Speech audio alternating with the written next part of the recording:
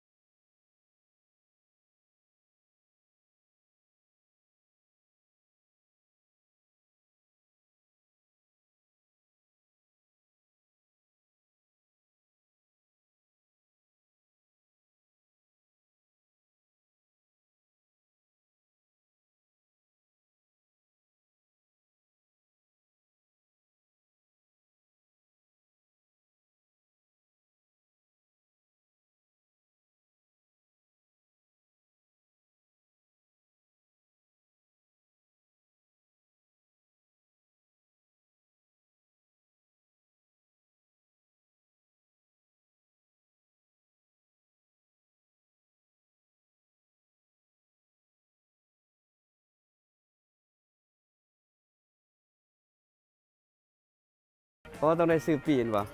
ซื้อเยอะใส่ซื้อเยอะนี่วะเท่าใดโอเคโอเคคนหนึ่ง10,000กับบ่แพงต้องได้ซื้อปีคนหนึ่ง10,000เนาะ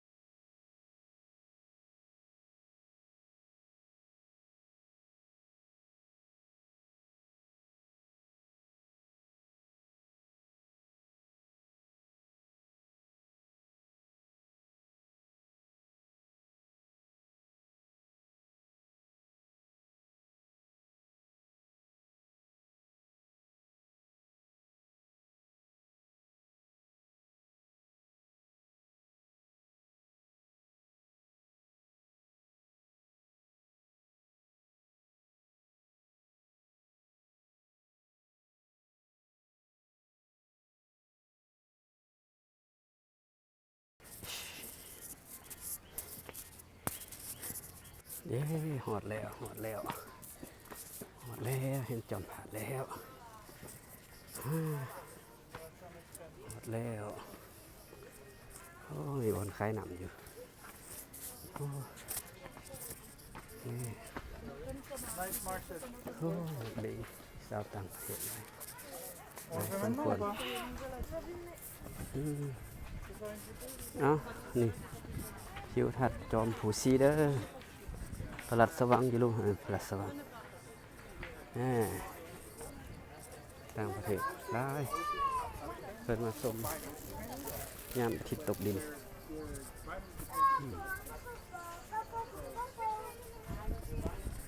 นี่จุดชมวิวโอ้ตะเวน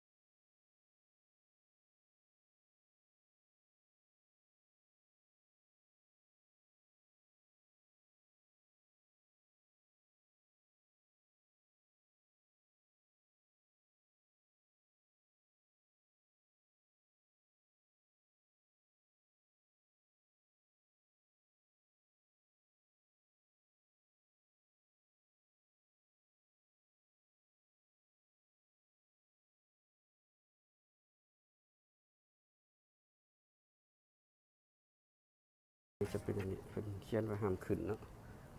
นี่เก่าแก่วัตถุโบราณ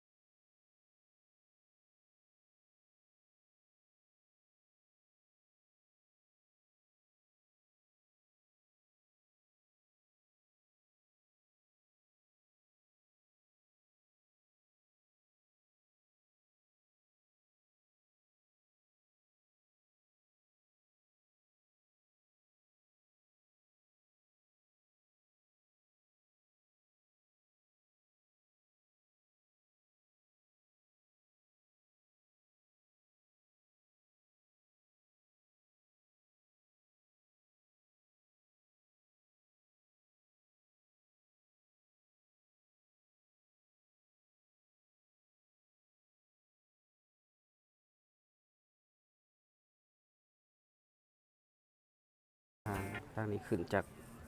น้ำคานคนว่านี่คือไฮไลท์เนาะไฮไลท์ของภูซีชมพระอาทิตย์ตกดินในยามอาทิตย์สะดงเปิดว่านะคนต่างประเทศได้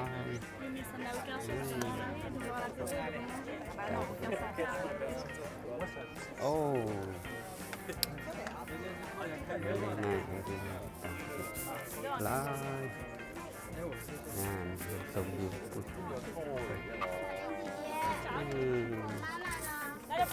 น้ำไปขึ้นไปเพิ่มอีกแบบนึง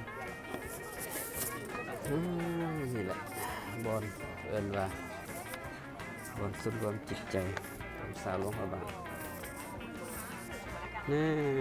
วิวงาม